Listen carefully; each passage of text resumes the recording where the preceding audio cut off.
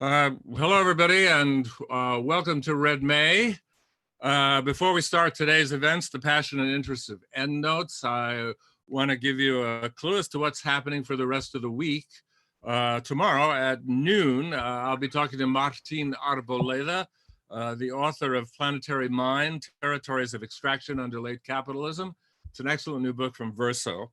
On Wednesday, May 20th, also at noon, we'll be having an event called Workers' Inquiry More Than Ever. We'll be talking to Sarah Jaffe, Michelle Chen of Belabored, Robert Ovitz, who's the author of a new book from Pluto Press on workers' inquiries, and Notes from Below.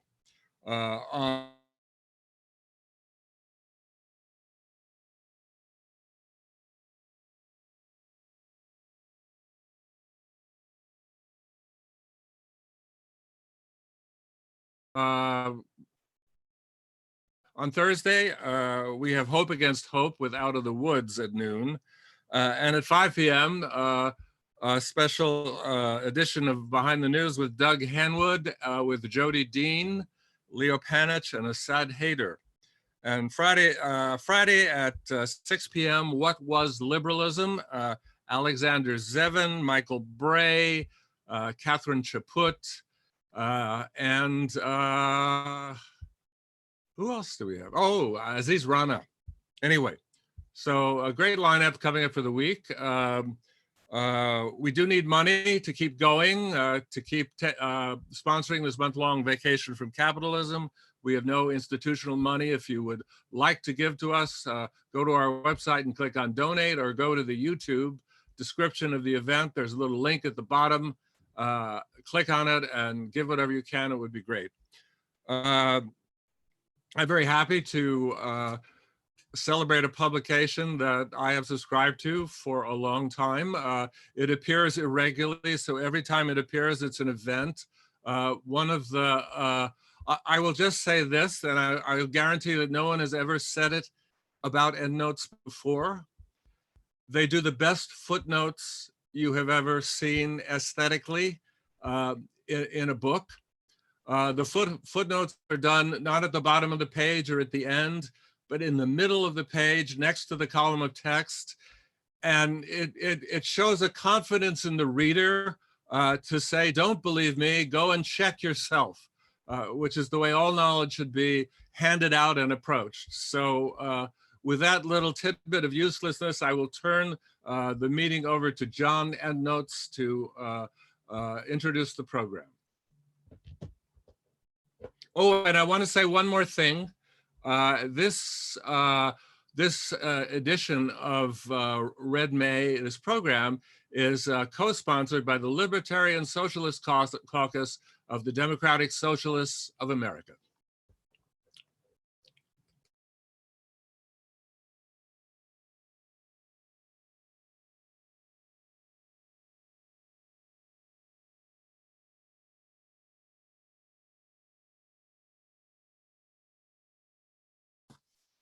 So I think Michelle wants to say something at the start before we begin. So maybe I'll just hand over to Michelle. Thank you, John. So I'm going to say a few words before we get started. I have very strong objections to some of the recent behavior of the editorial collective of Commune and my co-panelist Jasper Burns, and seriously considered not participating today. I support the efforts to pressure Commune to both dissolve and give their money to Black-led survivor organizations, and I understood they've done the first part of that demand, but perhaps not the second part. And as well, the public statements about Commune's behavior have raised some concerns, now vague and initial, about some of Jasper's history and some of the other editorial collective members, and I support any efforts around holding them accountable. Yeah, thank you, John, and thank you everyone for letting me say this at the beginning.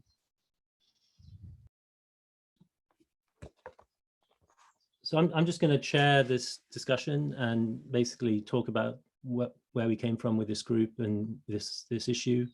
And then I'm going to hand it over to others who contributed more than I did to this issue. Basically, Endnotes is as Philip said, is a very irregular journal. Its irregularity is like, seems to be part of its nature. I also appreciated Philip's reference to the footnotes. We sometimes people have often said that we used to be in a journal, some of us, called Aufheben. When we were in Aufheben, they used to have much longer footnotes. So when we left, we kind of took the footnotes with us, and that's you know, part of the nature of producing a journal like this is that we try to kind of pursue like any conversations as far as they will go, to whatever length, to whatever kind of rabbit hole we might follow. And in some ways, this issue perhaps is like the most true to that principle, in the sense that we've, like, you know, produced our longest issue, and in some ways our strangest issue maybe. And part of the issue, or a large part of it, is actually about that experience, the experience of having conversations, of thinking about communism, thinking about capitalism today. What does it mean to have these conversations, to think in these ways? And we've really pursued that at quite length in the first and longest article in the issue, called "We Unhappy Few." The rest of the journal consists. There's only actually 2 other articles that we wrote as a group.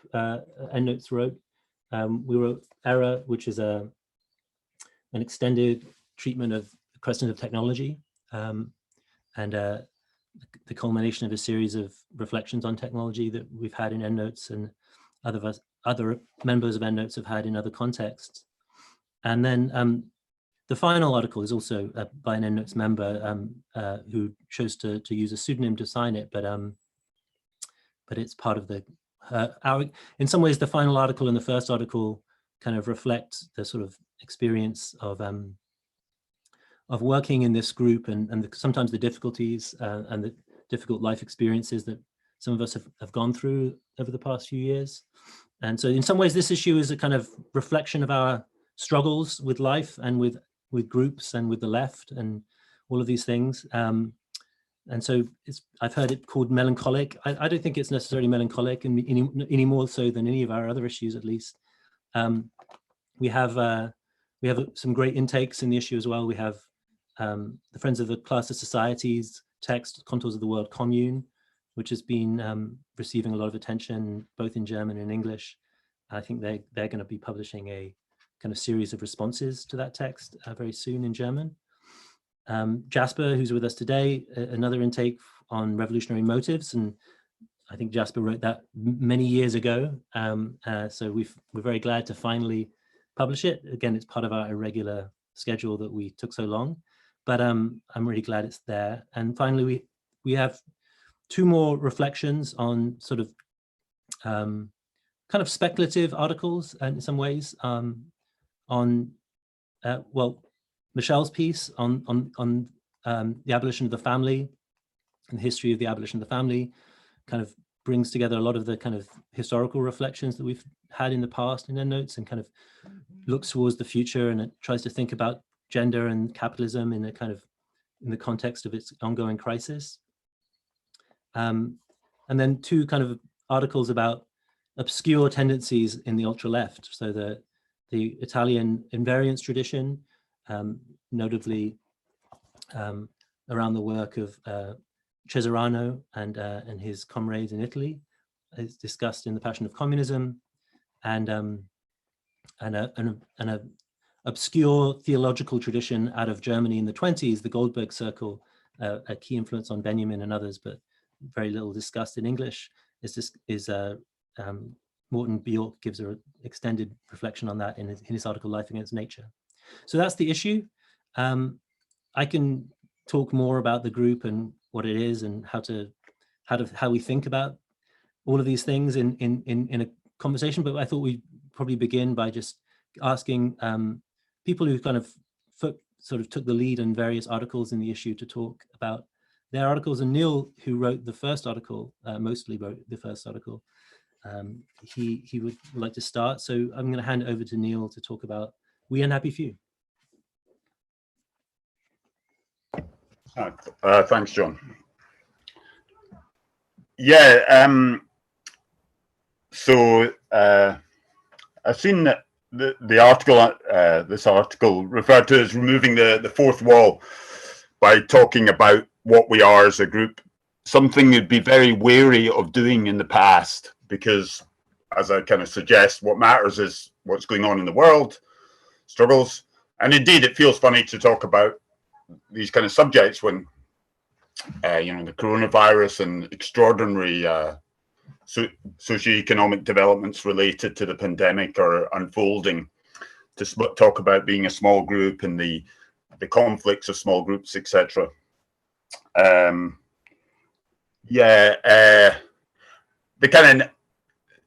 There's a kind of skepticism about the self-importance of revolutionaries and radicals, their self-righteousness, and the poisonous relationships they have with each other based on their fantasies about who they are.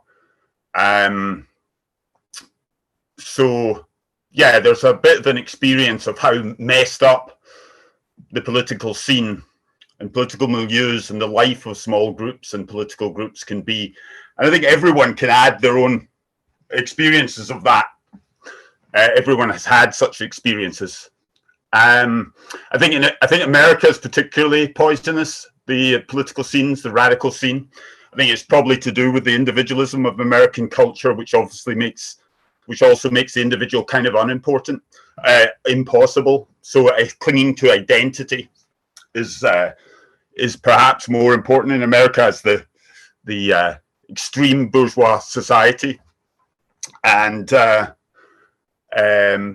but it's everywhere. Everywhere, being an individual in capitalist society is kind of is fucked up, right? Like, and we don't escape it by adopting an identity as a revolutionary or a radical. That's a kind of, and indeed in the illusion, the illusion that we do escape it allows us to behave really badly towards each other very often, because if we have this fantasy idea of ourselves as revolutionaries and communists, somehow in the absence of revolution and communism, then we can do anything really, because in the name of of the causes which we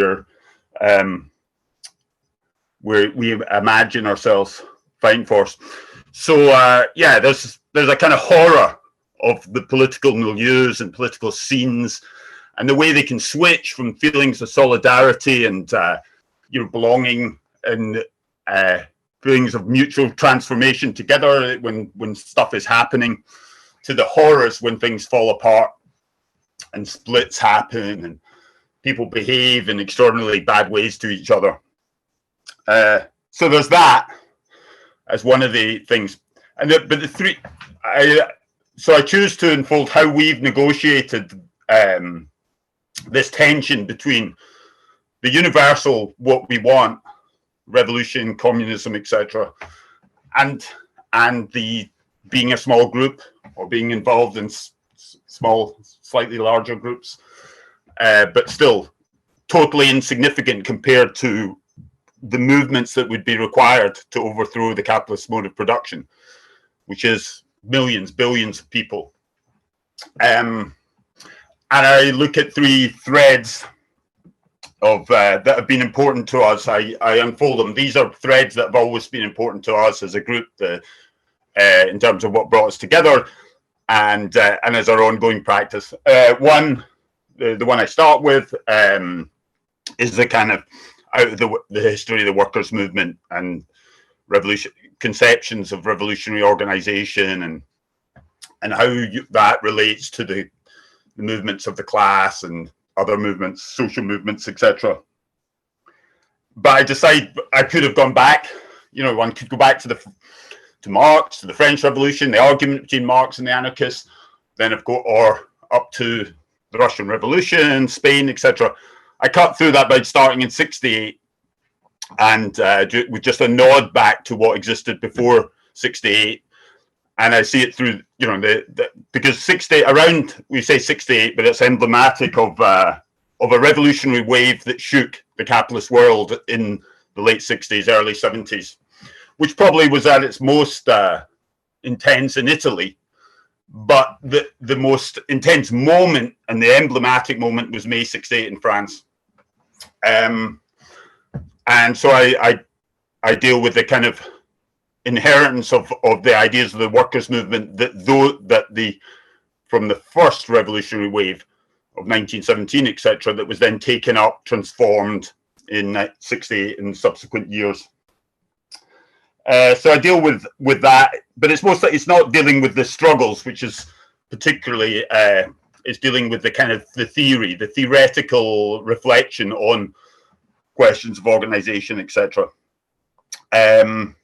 So that's the first thread, what was perhaps, I imagine, most familiar to the audience, to our audience. Then I go off into a kind of theory. It's like we do a theoretical thing about how do we relate to Marxism without being dogmatic and doctrinaire, and how do we relate to Marxism or Marx's ideas when in the name of Marx there's been nothing but horror, maybe not nothing but horror, but plenty of horror, from the Soviet Union to Mao's China, etc., where capital was taken as a how-to manual, right, of turning proletarians, peasants into proletarians, right? And that, so how do we separate Marx, a body of thought that, as Castoriadis said, defines itself by wanting to change the world, from the change that was so bad or that was such a failure? So how can we can't just say, oh, there's a good Marx versus a bad Marxism. It can't be as simple as that. And so there's some methodological reflections on that, which is also anti-methodological, because it's not like to say that there should be a method or a philosophy of Marxism. It's the opposite. So it's quite a theoretical section in a way, or it's touching on theoretical topics, but relating them to something as concrete as conversation. The conversations we have as a group, or in a way, the conversations that mass movements have and how they can be related. And about conversations being about good conversations being ones in which we put ourselves at risk and at stake in the conversation, where everything is up for grabs, everything is on the table. And that's the kind of conversation that I would that we've tried to have in Endnotes. So being open to critique and talking about it and about each other. There's also, and that maybe moves on to the third thread, which is the most obscure probably to our audience, is a kind of psychoanalytic take, both about how groups operate and how they seem to switch between a cooperative mode where groups allow things to be done that cannot be done by individuals, because you collaborate, things become possible, etc. But also groups seem to switch into this other side when strange things happen, which are often very hard to understand. And so, and I draw upon particularly Bion, who I came across a statement that he's the most referenced psychoanalytic thinker after Freud. I don't know if that's totally true, but it does indicate his importance. And while I feel a need to talk about groups, because if anyone knows about Bion, they know about his theory of groups. It's his most popular book. But he actually produced that before he became a psychoanalyst, and fully. And when he did become so, his major contribution was a theory of thinking. And I'm saying that thinking is what we're trying to do. We're trying to think about experience, our own experience and the experience of the class and of humanity in this convoluted social relations that are capitalism. And we're trying to make sense of it. And thinking is hard. So in a way, I use some of Bion's ideas. There's a notion of pejorative concept of ideology, where other people are ideological, usually other people. But I suggest that Bion has some ways of thinking about thinking where there's an anti-thinking, minus K, that many people can be in a mode of minus K instead of K, with K standing for knowing, and resisting knowing both about themselves and about the world they're part of and their interactions and their motives. And so I deal with a number of those things in that final, more obscure section. And one being the substitution of morality for knowing. How, and this is particularly, I feel particularly strong in political scenes, that an assertion of what's right or wrong substitutes for trying to understand. And so, yeah, I think the political scene drips with that, and it's not surprising because yeah, you know, there is an aspect of kind of moral critique of capitalism, etc., and all the shit. But yeah, there can be a movement of splitting where others, or where the bad is projected onto something else rather than seen as something that we're absolutely traversed by, because we are capitalism. We are the problem we're trying to change, as I quote someone saying. So yeah, I deal with that, and then at the end I come back using a last idea of Bion's that I use, the notion of the mystic and the group, the mystic as in the source of new ideas, and the establishment as in the old ideas, and it suggests a tension between the two in all sorts of areas, whether it's science or communist theory. And I relate to that through the examples of Bourdieu and Kamat in the political theory. Yeah, so, but it's like, it's a work in progress in a way, as I suggested, and this is an ending, not a conclusion, and it perhaps is best developed in conversation with us just now. So with that, I'll stop.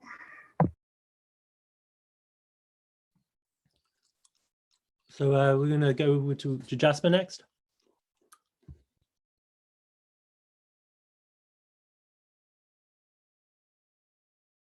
You're muted, Jasper.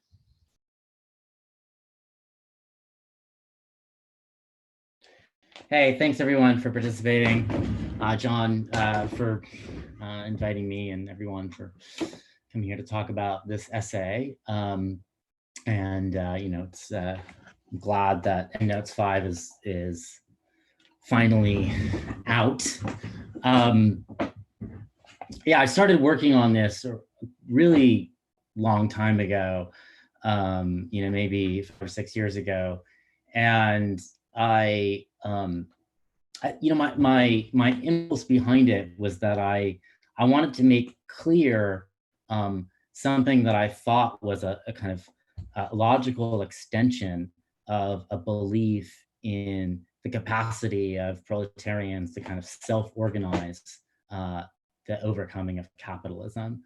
And I thought that, you know, if you believed that, if you believed in the kind of power of the kind of creative power of working class struggle to kind of generate its own tactics and ideas and even strategies and prospects, that if you believed in that, then you probably also needed to kind of believe in certain things about people's motives for making revolution. And so, you know, this is an attempt to think about what are the kind of hidden presuppositions of a, you know, belief in the capacity for proletarian self-organization. And another way to kind of get at the argument I'm trying to make is to simply point out that most Marxists and communists, and this is even true of many anarchists as well, don't believe in self-organization, in the sense that they don't believe that people kind of have sort of within them the kind of motives and capacities and reasons to revolt. They often seem to believe that people need to be taught to revolt or led to revolt. That's to say, a lot of people are kind of operating with what I would call a pedagogical or a kind of pastoral view of revolutionary action. They think that revolutions are made by revolutionaries, people who have been taught to think and act in a revolutionary way and set their sights on the destruction of capitalism. And that, if you believe that, then, the project of overcoming capitalism becomes a kind of educational project, changing ideas and hearts and minds, etc. Alternately, you may think that people won't do it unless they're provided some kind of direction or leadership. And that's, another interpretation. So then you put a lot of emphasis on, various kinds of organizational structures that do the work of kind of decision making and choice for people, and which is not to say those can't be helpful. But if you don't think people need to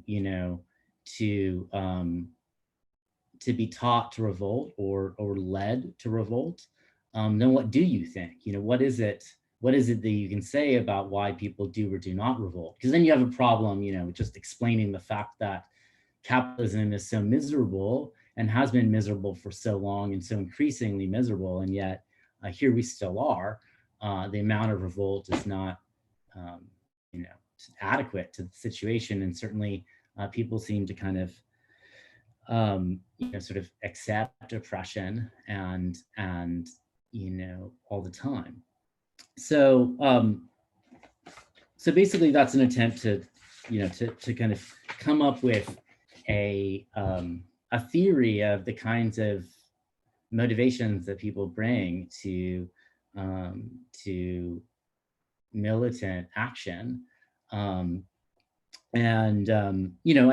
think it's actually not incredibly complicated. I argue here in a kind of expanded way that for the most people, people struggle because they want their lives to improve in some way that they've defined as better.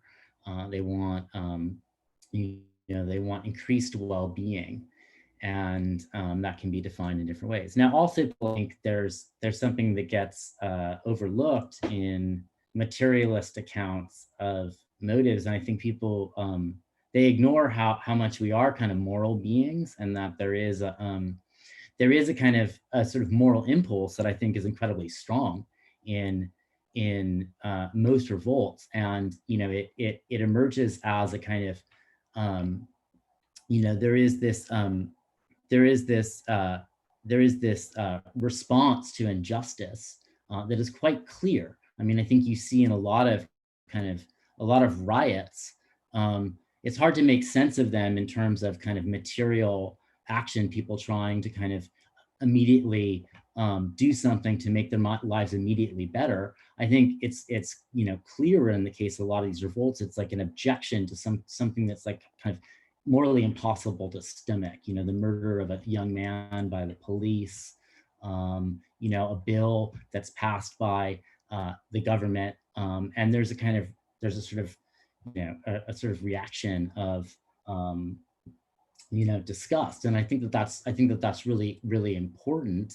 It needs to be separated from separated from a kind of desire for increased well-being, because I think it's quite clear people will struggle even when they stand to gain nothing from it. They'll do it simply because it's important to kind of to take a stand, and I think that we can find that there's some there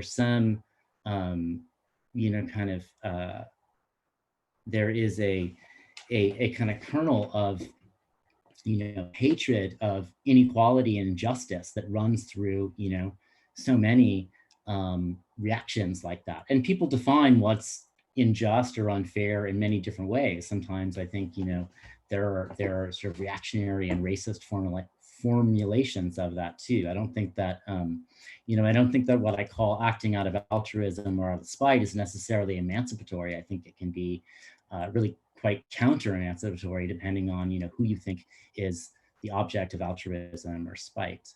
But I think it's still important to note that those motivations are important. Like people, it's quite clear. I don't think you can make sense of people's actions in revolutionary situation unless you understand that people actually get something out of, making other people's lives better, independent of what they might get, reciprocally later down the road, that there's some value to that in and of itself. And it's pretty, it's pretty widespread. I mean, the example that I give is like, if you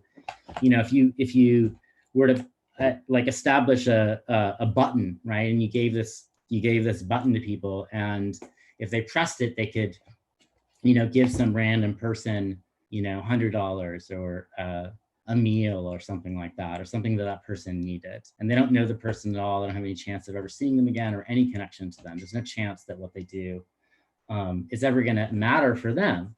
And, and it's kind of like if you go and you give them the button and you say, will you press the button? Most people would press the button. And if they didn't, they would be really weird. We wouldn't recognize them. We would think that they were somehow inhuman because they didn't want to make another person's life better simply because they could. And I think we all recognize that as what we expect, and I think that it's kind of important to recognize that, because sometimes I think we kind of fool ourselves that we actually do have those kinds of presuppositions and commonplace notions. And so, I think that if you begin to kind of look at those kind of motivations, but then also look at where they really hit the wall, people will do that, but only to a certain extent. I think what you see in a lot of situations where revolt brings incredible costs upon people and incredible suffering and violence, right? There's always a level in which people aren't willing to act simply out of altruism or spite, and that's, I think, one way to understand why things kind of die out, and what it would take for things to kind of pass to the next level, to have a kind of a true passage from riot to insurrection and to revolution. One has to then really offer increased material well-being. One has to, like, for revolutions to succeed, they have to make people's lives better, and they have to do it. They have to do it immediately. They can't do it next year. They can't ask people to kind of to sacrifice and put their own needs in the back for too long, right? I mean, you can maybe get 6 months or a year of that kind of fanatical action, but after a while, it's going to simply run out of steam. And I think that just really tells you that the survival of a revolution often has to do with whether it can improve people's lives and make it something worth fighting for.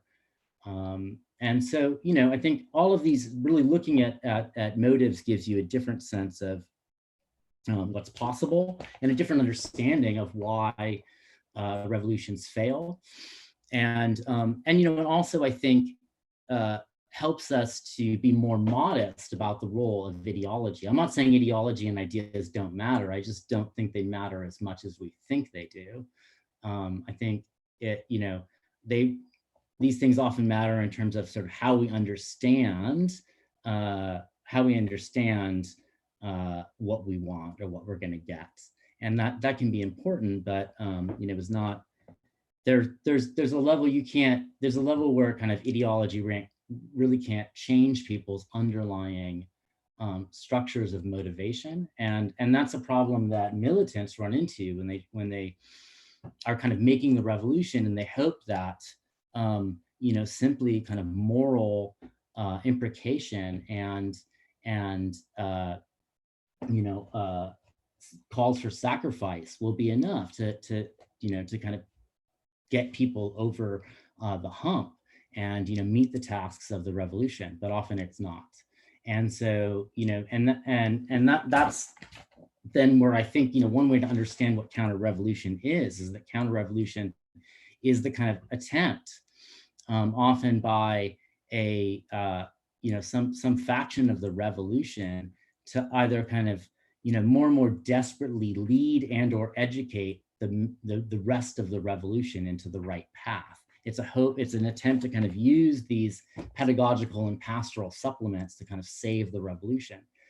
But I don't think they can, except in sort of extraordinary circumstances. The revolution is lost if it can't really improve people's lives, and so that it sets a certain bar for things, and explains, I think, why some things don't work. that all sounds, rather dry, and I think I make a better case for it when I can write it. But that's more or less the argument, and maybe I could read a little bit at some point later on. But I think that's more or less the whole of it. Thanks, Jasper. I'm going to just now hand it over to Emmy O'Brien to talk about her piece, To Abolish the Family. Thank you, John. So I'm going to I have a slideshow. I'll bring it up in a second, and I'm going to try to give a succinct summary of my argument. It's a little bit overly schematic in its presentation form. I understand I'm on a panel later this month, specifically about family abolition, and there I'm going to try to lay out some sort of more newer threads. But this presentation I've given at HM, and some of you have already seen it. Okay, let me try to bring it up here, just a sec. Okay.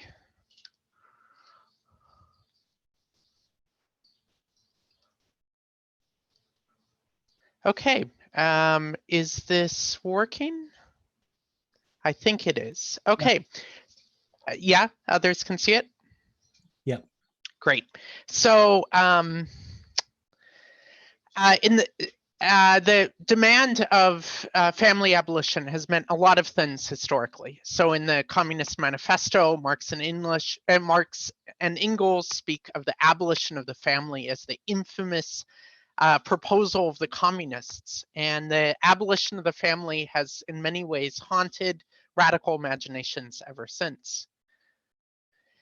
I came to this question in working on the revolutionary feminism reader and seeing that a lot of people throughout history talking about family abolition or critique or attack or a transformation of the family as a core part of their revolutionary feminist or queer visions, but what they meant about it really seemed to vary historically and dramatically. So here I'm proposing a way of trying to make sense of the changing meaning of the slogan. I found that there's an unfolding historical logic that underlies the transformation of the slogan over time, and one that can be identified in the moving contradiction of capital itself. In each era, some form of the call to abolish the family reflected the fullest vision of gender and sexual liberation available to people. The transformation of this meaning followed the transformation of working class family life over time.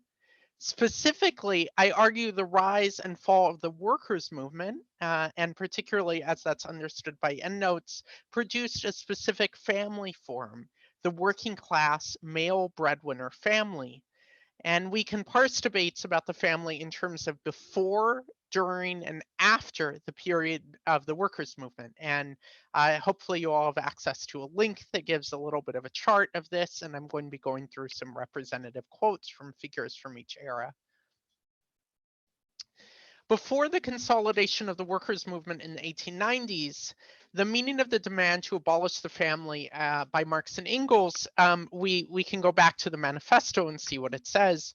On what foundation is the present family, the bourgeois family, based? On capital, on private gain. In its completely developed form, this family exists only amongst the bourgeoisie. But this state of things finds its complement in the practical absence of the family among the proletarians and in public prostitution. Prior to the rise of the workers' movement, from thinking about industrialization in England and Germany from the 1830s till around the 1890s, and this was the period that Marx and Engels were trying to theorize, capitalism was effectively destroying peasant family life and undermining any possibility of proletarians to constitute new family structures. This took two really different forms. In Europe, around industrialization, we see this exemplified in Engels' condition of the English working class, where factory work by children, wage work in the home by mothers, and the conditions of extreme poverty were destroying working class family life. In the United States and the Caribbean, capitalism undermined working class family life in another way as well, through the conditions of slavery, where subjugation as property made it impossible for enslaved Black people to build stable and enduring family structures. In this context, the call to abolish the family is not about transforming working class relationships, but a call to destroy a fundamental plank of bourgeois society built on property relations. However, key features of working class family life began to change in the 1880s and 1890s, driven by capitalist competition, capitalist development, and the rising organization of workers' struggles. In the 1890s, we see in Germany and England the rise and institutionalization of a new workers' movement. This movement, in alliance with bourgeois reformers, won the material conditions for new forms of stability for the upper tiers of the working class. They won the opportunity for a new, characteristic family structure, modeled closely after the bourgeoisie they both despised and yearned to emulate.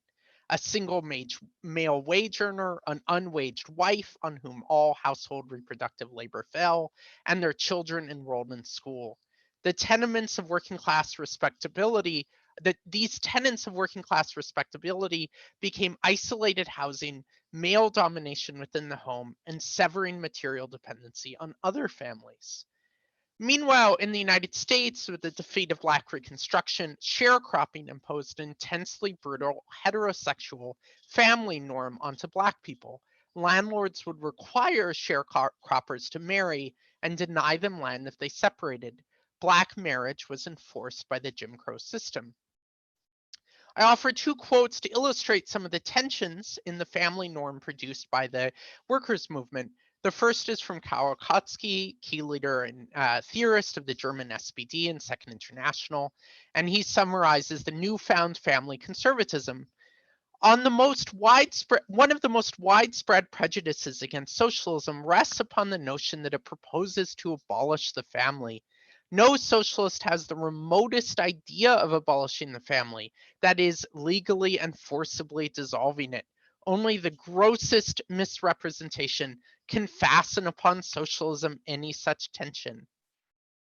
In contrast, we can look to the efforts of Alexandra Kollontai and the women in the Russian Revolutionary Civil War in collectivizing reproductive labor through food canteens, childcare centers, seeking to eliminate unwaged reproductive labor to eliminate gender equality, open on to true love, and proletarianize women into the workforce.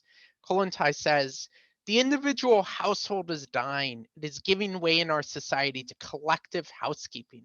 In place of the old relationship between men and women, a new one is developing, a union of affection and comradeship, a union of two equal members of communist society, both of them free, both of them independent, and both of them workers."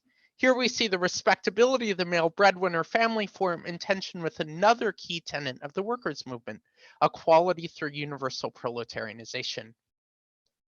At the end of the workers' movement, the family form of the male breadwinner family came under direct assault by radical feminists, queers, and Black women. They rebelled against a set of family norms and institutions exemplified by the suburban, heterosexual, isolated patriarchal family. Through a series of struggles in gay liberation, women's liberation, welfare rights, and Black power, they fought for greater sexual pleasure and gender freedom and experimented with radically different chosen family forms. As an example, here's a quote from the manifesto of the Third World Gay Revolution.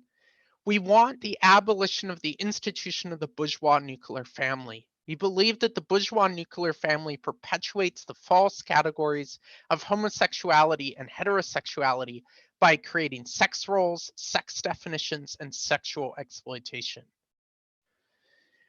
The crisis of profitability, overproduction, and surplus populations that brought an end to the workers' movement in the mid-1970s also brought an end to the working class male breadwinner. Stagnant wages have made it increasingly impossible for any sector of the working class to raise a family on a single wage, and working class people marry later and less often, pursue queer relationships, co-parent in non-romantic relationships, or find other ways of surviving without the male breadwinner family. Yet this has come at a cost, the new universalization of the tyranny of the wage and the market, the increasing atomization of private life. Recently, the demand to abolish the family has reemerged in queer Marxist, trans-communist, and Marxist feminist thinking in a lot of very beautiful essays and books. New And I argue new insurrectionary communist collective networks of reproduction could, in a revolutionary struggle, replace the market, the family, and the state to become a new material basis for survival, and also an effective source of care, love, and erotic pleasure. Here, the positive supersession of the family is the preservation and emancipation of the genuine love and care proletarian people have found with each other in the midst of hardship. The fun and joy of eroticism, the intimacy of parenting and romance, freed from the rigid social roles of heteronormative gender and sexual identity, the material constraints of capitalism, and remade in the intensity of revolutionary struggle, the potential of love and care can finally be freed unto the world. The abolition of the family must be the positive creation of a society of generalized human care and queer love. So this is a historical argument. Here's the chart with the periodization of how to understand the transforming logic of family abolition over time, according to the changing dynamics of the working class family. And it's an argument for what is in the lower right-hand corner of what family abolition could mean in our era as the critiques, the challenge to the capitalist state, to wage labor, and to the normative family can be interconnected in a fuller transformation of social life. Thank you. Thanks, Michelle. So we have a bunch of questions that people have been posting online. And the first one is a question for Neil, sorry. Would Neil speak more or speculate more about the crisis of individualism in radical milieus and groups? And says, feel free to elaborate. So you're free to elaborate, Neil. Are you there? Yeah. Well, I think I was alluding to bourgeois society, to our society as having a crisis of the individual, and it was just it was a speculative thought of why some of the toxicity of the political milieu seems to be worse in American radical circles than the equivalent. And I'm not romanticizing European scenes, but yeah, it's because the capitalist mode of production is more, in a way, America as a society founded on genocide and so forth, but a more or less bourgeois society from scratch, etc. So with a glorification of the individual and as well, kind of well known, the individualism of American society, and yet the individual is impossible, and not, there's an ideal of the individual as expressive individual, and yet capitalist society makes the individual impossible, crushes us with these impersonal forces of the market and value, and it's an impoverished individual at the same time as an individual is produced free of some of the bonds of pre-capitalist societies. That individual is totally dependent on these impersonal forces and dominated by impersonal forces like the market, like value, etc. And identity can become a giant thing within that context, and so notice and identity. Identity is not identity. It can't be rejected outright. Though I find people who question identity is usually the radical, a radical impulse. Political scenes historically, maybe as the crisis gets worse, this will change. But political scenes tend to be very young, defined by kind of adolescents and early adults trying to find an identity, finding an identity in a radical identity for a while till life in America, especially with the lack of welfare state, etc., that they have to return to the normality of bourgeois life. So these young people are very attached to their radical identities and their narratives. Like someone was observing, a friend of mine working in an info shop in Europe, and whenever Americans came through, they're always telling the stories of their adventures. They've done this, they've done that, kind of like a resume. And I think this is the kind of crisis. It's not possible to be a free individual or an expressive individual ultimately in capitalism, right? So you get these substitute identities and stories about ourselves. So it's along those lines. And the idea would be that the political scenes don't escape that at all. But people sometimes think so by being part of a group, or even whether it's formal or informal, they're escaping that impoverishment of the bourgeois individual. But actually, they bring all the shit with them. And one of the things I point out is how the kind of rivalrous relationship of all individuals to each other that is capitalist society, where the money in my pocket is not in your pocket, and we're atomized from each other like that, where we can't recognize each other's needs as human needs, because all we can see each other as is sources of commodities and as commodities.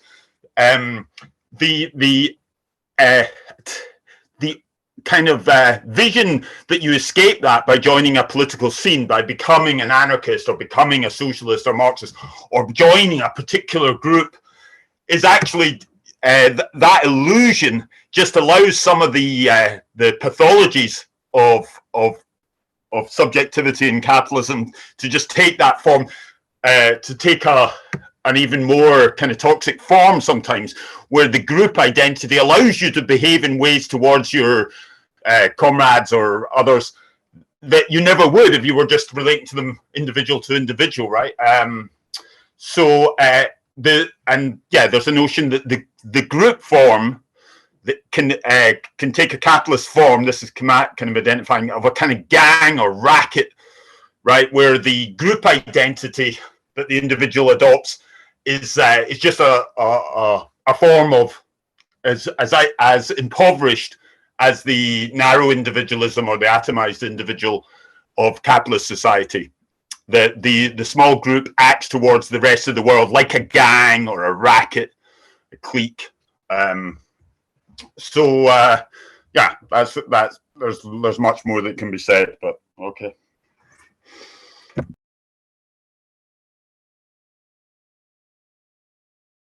Thanks, Neil. Can you guys hear me? Yeah. Yes. So another question here says from Michelle, but also could be opened up to anyone. Says COVID is exposing the weakness of the capitalist nuclear family, but do you think it is also potentially putting critical strain on next of kin based administrative logics? The person asking the question, Sophie Lewis, is I'd be exceedingly interested to hear their take on this. And we are on a panel together about family abolition later on, and I imagine Lewis would have a great deal to say that would be really relevant, and I recommend people check out their essay about family abolition and COVID-19. It's really excellent. I don't have anything perceptive or thoughtful to say about this specific question of administrative next of kin logics, but I will say that I'm interested in trying to think about some of the mutual aid efforts as being having a prefigurative dimension of family abolition. That I'm often a little bit skeptical of mutual aid efforts. They're often quite small and paltry compared to what's really needed, and we clearly sort of need the control over the means of production and the be able to replace the state in many ways in order for those mutual aid efforts to be sufficient. But I'm really interested in all these people, millions of people, or at least hundreds of thousands, knocking on their neighbors' doors and asking if they need things and if they're getting the help that they need. And that sort of effort of exceeding beyond the germ unit, the family unit, of really lots of people on a mass scale attending to the well-being and survival of their neighbors, including their neighbors who they have no political ties with or affiliations, really strikes me as a very powerful expression of care. and outside of a revolutionary situation that won't go anywhere, but in a context where there was a more permanent and sustained breaking down of supply chains or the administration of the state, these sort of networks that are emerging strike me as a very powerful antidote to the intense isolation, domination, and restriction that we're experiencing in being isolated with our families at home or being isolated with whoever we happen to live with. So that's been interesting me in trying to think about COVID-19. Thanks, Michelle. It's a question, I think it's really for Jasper, but again, anyone can pitch in. The question is, issue 5 seemed to emphasize the need for non-worker revolutionaries to model and participate in action. Given that Endnotes has emphasized the creation of immiserated workers, but not as a strategic class per se, do you see political developments of social and political movements over the last 5 years affecting a subject that can overthrow capital? So quite a contorted question. Did you guys get that? Jasper, you're muted. You unmute yourself. Yeah, it's a big question, but I think I get it. Well, first thing I would say is that the argument I'm making in this essay isn't, it's at a certain level of abstraction, so there really isn't a given empirical subject. It applies to, workplace action and action by industrial workers as much as it would, people in a guerrilla army or unemployed proletarians rioting. So it's because it's not a historical, argument in any ways. It doesn't have to kind of decide on those particulars.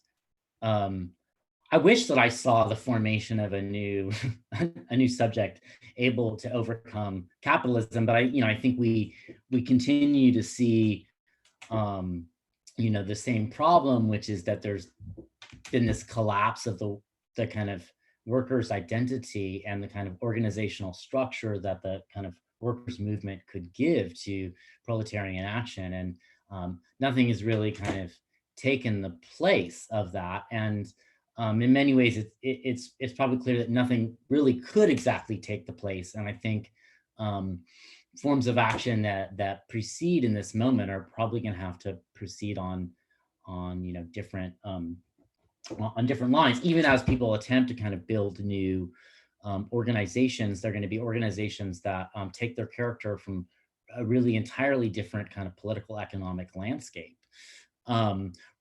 I think the question of whether people are struggling as workers or not is really interesting. And it's often the case of proletarians. It's not that they're it's not that people aren't working. It's the question of where. I mean, some people aren't working. Some people are working part-time jobs. Some people are working in kind of workplaces that don't offer them certain kinds of power. And the question is that what happens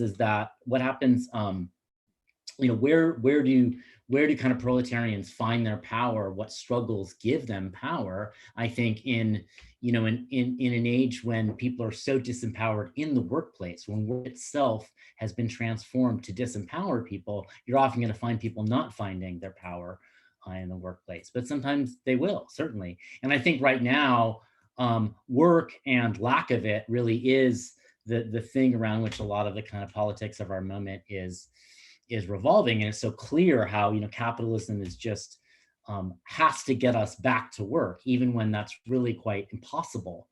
Sending people back to work, cutting people off when there are no jobs. And I think it's going to be really an open question whether people struggle as workers and for work, or as something else and for something else. And I think that's really a question that struggles in the moment are going to have to answer. I can't tell you what's going to happen. Yeah, I mean, I'd just like to reiterate one of the things that Jasper said on this. I think the premise of the question, I think Endnotes is often understood as, like, in some sense, sort of looking for, some kind of something to replace the working class subject or something.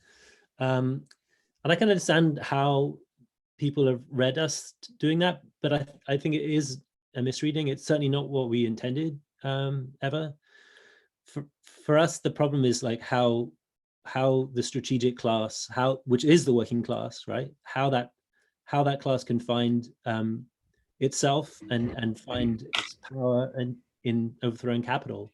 It's never a question of looking elsewhere, and yet it's a real problem. I think it's not just a problem for us as kind of Marxist theorists. It's a problem that workers face in struggles all the time, and I don't think we have any easy answers to it.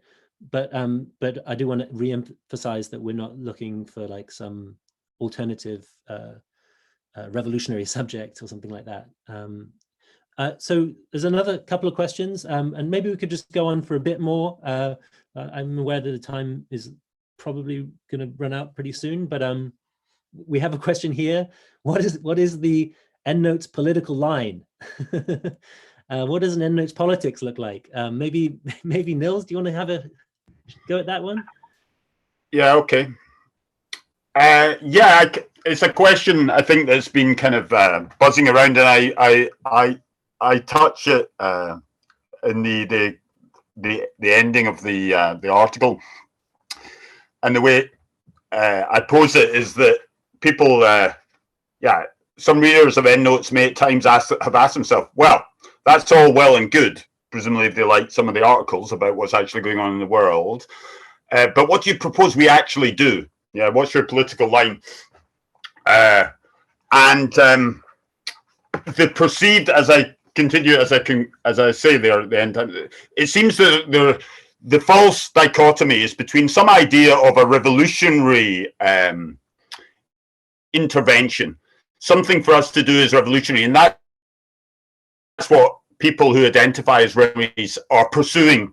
It's out of their sense of identity. There must be something to do in relation to struggles, and I mean, Jasper is probably pointing at some of this, that the choice of pedagogy, or I can't remember, is the alternative, or interventionist action or something, but leadership. So people are pose that question. It seems that they're looking for a revolutionary intervention, and they see the only alternative, if you don't seem to think that there is a correct revolutionary line, something I think is pretty grandiose and deluded for most of the milieus who are thinking about that. But they say, oh, you just want us to wait and see. Or in French, they talk about ententism, right? But that's a false dichotomy, I suggest, right? And not having a political line, like various political organizations have political lines and political tendencies. For example, it could be something informal, like, well, black blocs are always good, property damage is always good. That's a line too, and an impoverished one, right?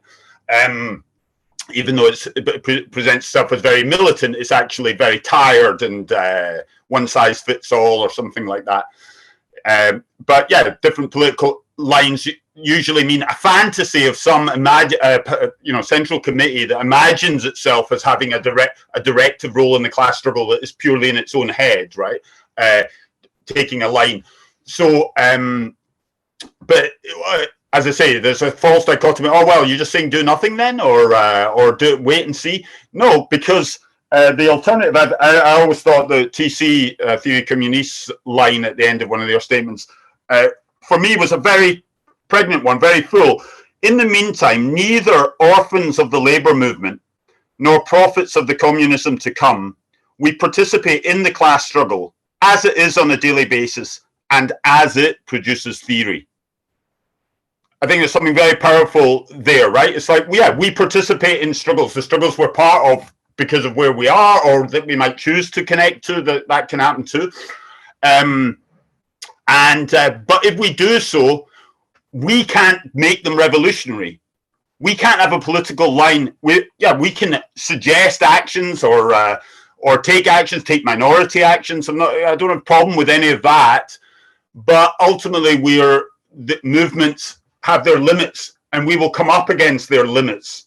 And their limits are not something that we can change. We can feel them out, perhaps, by being involved, right? But the danger is that in thinking of ourselves as having a political line and identity and role, we either we kind of hobble the struggle because it doesn't fit, or we can, you know, not connect with what it's actually needing to do, and therefore be irrelevant or a distraction or something, or, you know, just not connected. Or on the other hand, even if we're really very tuned to what the struggle is doing, that's better, clearly, but we can often have illusions about those related to our involvement, and there's also a need to go beyond those illusions at times, unless it's a revolutionary movement. So yeah, the basic idea, is that you can't make a struggle revolutionary. You can't.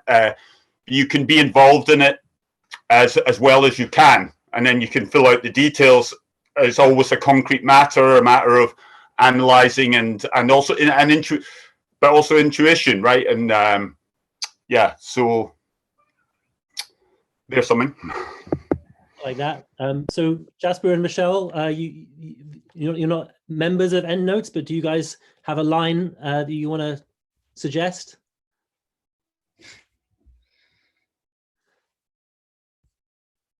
I'll let Michelle go first.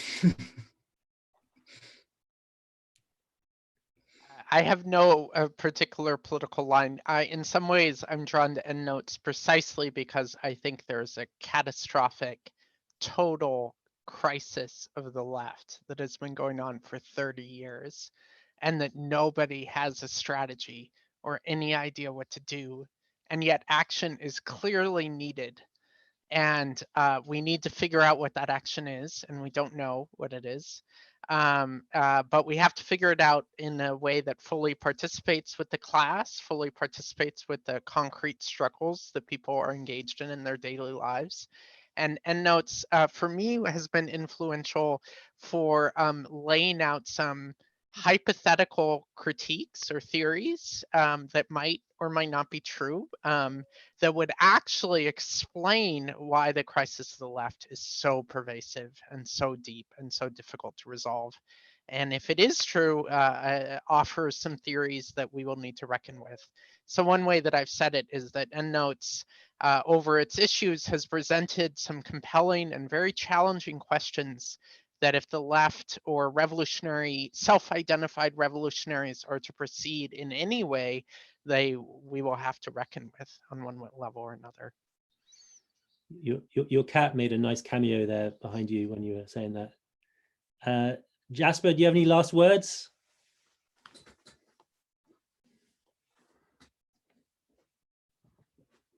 You're muted still. Always the same problem. Yeah, always. Sorry, I always think I'm unmuted, but I can't read what the button says. No, I don't have a line right now because I don't know enough about what's happening in the world. I mean, if we were in the middle of a particular conjuncture, maybe I'd have a line, but I think things are just so undetermined right now. But as I understand, you know, the work that has been done in Endnotes, one of the most kind of important ideas behind it, and certainly in my writing, is that struggles generate their own theories and they generate their own understanding. And I think both of the things that I wrote for Endnotes, I understand them as very much clarifications and syntheses of ideas and thoughts and strategies that were very much present in the movements of that, you know, 2009 to 2015 sequence. And these essays are a kind of reflection on that. And they are a reflection that I think has, you know, it's reflections that have, you know, many collaborators and participants in putting forward those ideas. And that will be true of whatever happens in the kind of coming sequences too. And, you know, those ideas will also demand clarification and synthesis. And, you know, we're about to enter into, you know, the second Great Depression, unemployment on a scale we've never seen before. I mean, everything I believe as a Marxist tells me that we're going to see some of the most profound struggles, you know, that we've seen in a generation probably. And with those struggles are going to have implicit within them, in their practice, theories about the world. And, you know, it'll be up to people to kind of make sense of those. That's how I see, the work that we're doing here. I just want to acknowledge that there are a number of questions in the YouTube chat about Me Too and sexual violence on the left, and we didn't discuss those, or they weren't asked, but I want to acknowledge that that's a chunk of what people were asking about in our panel. Okay, for me, and Nils, it's quite late here in the UK, so I think we're gonna probably wrap up. But if anyone wants to make any last comments or raise any questions, I've been fed questions and didn't get to see the YouTube channel, but anyone wants to do that, then we got a few minutes. Yeah, just in the treatment of, as I say, the most obscure bit of that will maybe appear the most difficult part of the article. To Bion's theory of thinking and suggests how hard thinking is. He suggests real thinking is so hard, and one of the things he suggests is the requirement for new thinking, for being able to understand, making links, clarification, perhaps as Jasper used the term, is to be open, to be in uncertainty and unknowing. And it occurs to me that the coronavirus has placed the whole world into extraordinary uncertainty. It's an extraordinary, we don't know how bad it's going to get with the unemployment, etc. But the comparisons to depression, etc. It really is an extraordinary moment of uncertainty, and which is a challenge to thinking. And we should all, hopefully, some people will, of all sorts, will be challenged to think more and engage with their situation in the struggles to come, which they're certainly going to unfold, and it's quite the uncertainty is terrifying too, right? There may be opportunity, but it's also terrifying, and we shouldn't get away from that, right?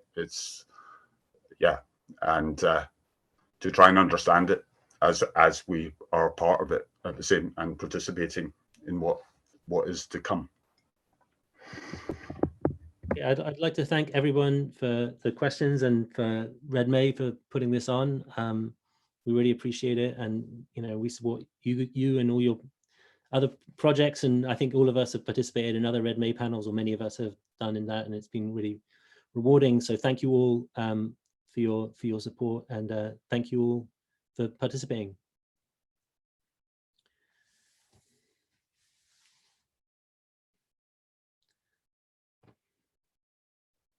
Thank you, John and Neil and Michelle and Jasper.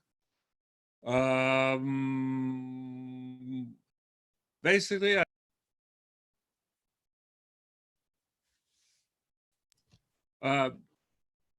did you hear me before, or was I still muted?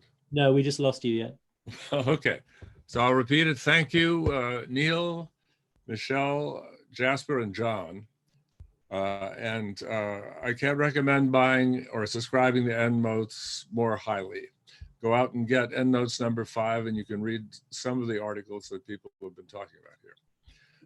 Quickly, before we go off, just what's coming up tomorrow at noon. Planetary Mind, Territories of Extraction Under Late Capitalism with Martin Arboleda, from Chile. At noon on Wednesday, Workers' Inquiry More Than Ever with Sarah Jaffe, Michelle Chen, Robert Ovitz, who's the author of a book on workers' inquiries around the world, and Notes from Below.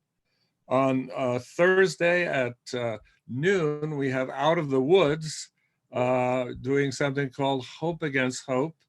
And at 5 p.m., a program called System Crash, What Next? With Jody Dean, Doug Henwood, Leo Panich, and Assad Haider. Friday night, 6 p.m., What Was Liberalism? With Alexander Zevin, Aziz Rana, Catherine Chaput, and well, it escapes me for the moment. On Saturday, a panel on logistics at noon, bottlenecks, choke points, and supply chains with Lala Khalili, Charmaine Chua, Deborah Callan, Sandra Mazadra, Dara Orenstein, and it's going to be moderated by Spencer Cox, is an Amazon warehouse organizer, as well as a geographer.